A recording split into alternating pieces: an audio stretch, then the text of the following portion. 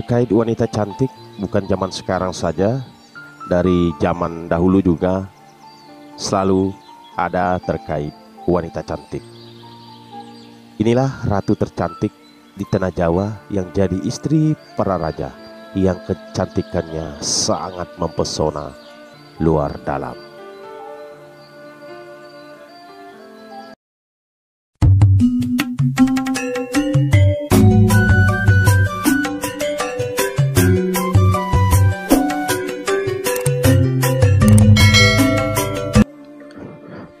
Keberadaan wanita cantik ternyata tidak hanya di masa sekarang saja. Pada zaman dahulu juga banyak perempuan cantik, ratu tercantik yang ada di tanah Jawa. Mereka semua adalah istri para raja yang memimpin kerajaan selama kurun waktu tertentu. Siapa saja mereka? Pasti sahabat penasaran dan seberapa cantik mereka. Yuk kita simak bersama-sama.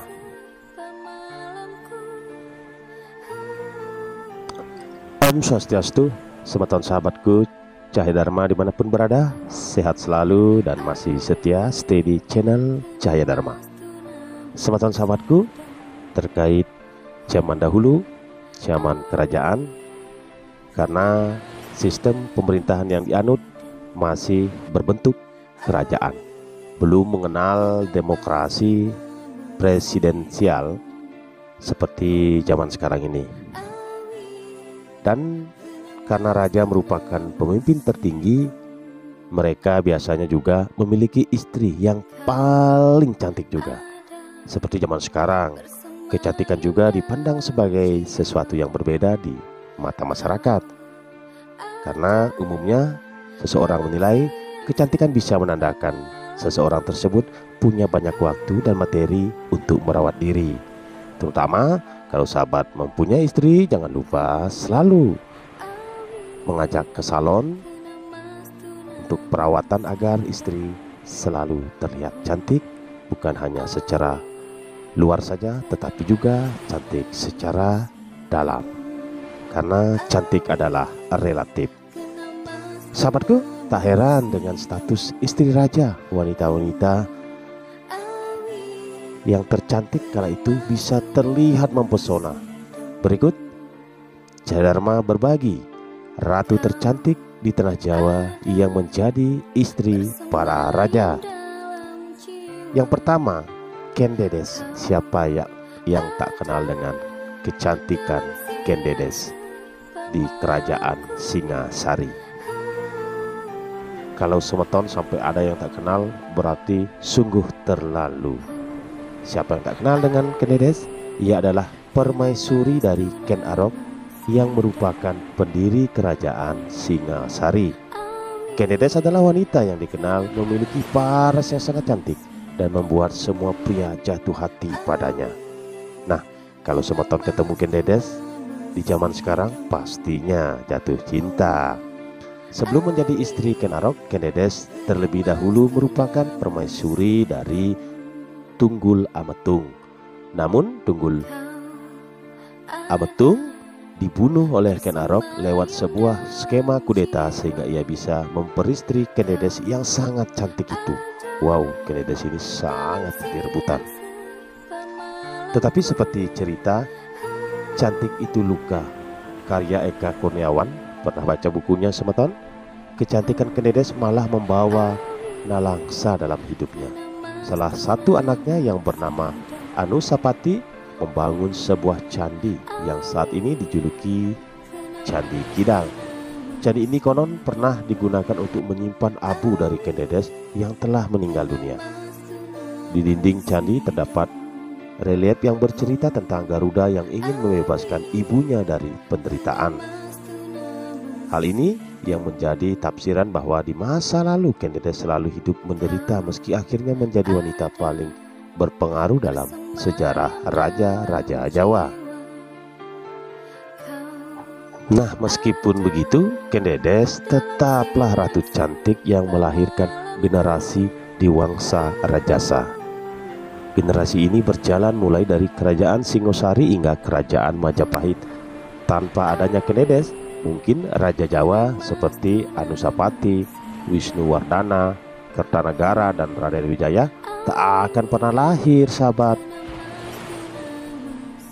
Berikutnya yang kedua, Gayatri, zaman kerajaan Majapahit.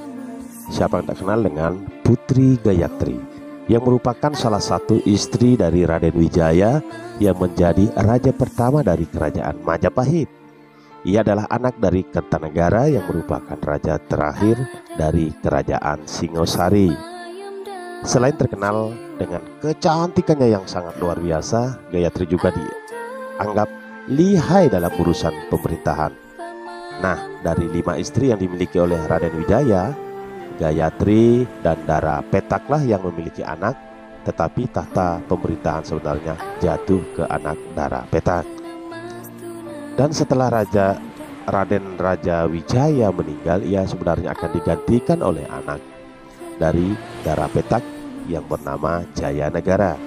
Sayangnya Jayanegara dibunuh oleh Ratanca hingga tahta diserahkan kepada Gayatri. Namun Gayatri terlanjur menjadi seorang pendeta Buddha dan akhirnya menyerahkan tahta kepada putrinya yang bernama Tribuana Tunggadewi. Dan setelah Putri Gayatri meninggal, tahta Tribuana Tunggadewi akhirnya selesai dan digantikan oleh Ayam Wuruk yang akhirnya menjadi raja terbesar Majapahit. Berikutnya yang ketiga, Putri Anarawati, masih di kerajaan Majapahit. Jika kekuatan Majapahit terletak di ratu cantik yang pandai memerintah, berikut juga terkait Majapahit juga berhubungan dengan keberadaan ratu yang mempesona. Prabu Brawijaya, siapa yang tak kenal, yang menjadi raja terakhir Majapahit, tercatat memiliki ratu yang bernama Anarawati.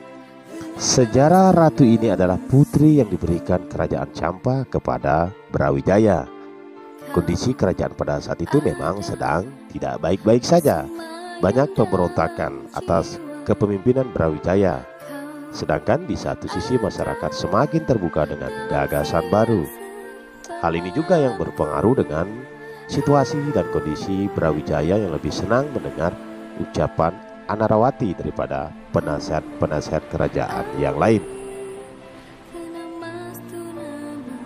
Berikutnya yang keempat, Sri Bajra Dewi, putri cantik dari kerajaan Singasari. Siapa yang tak kenal dengan Sri Bajra Dewi, adalah istri dari Kertanegara yang merupakan raja terakhir dari Singasari. Ia adalah wanita hebat yang selalu setia menemani suaminya yang mulai menerima banyak tekanan dari kerajaan luar kala itu. Dan saat Kertanegara dibunuh, ia tetap setia dan tidak berusaha melarikan diri. Sri Bajrawati adalah wanita yang mampu membuat Kertanegara memperluas kekuasaannya hingga mampu menguasai Bali kala itu. Sri Bajra Dewi jugalah yang akhirnya melahirkan 4 putri yang menjadi istri dari Raden Wijaya. Anak-anak itu adalah Gayatri, Tribuana Swari, Pratna Paramita, dan Narendra Duhita.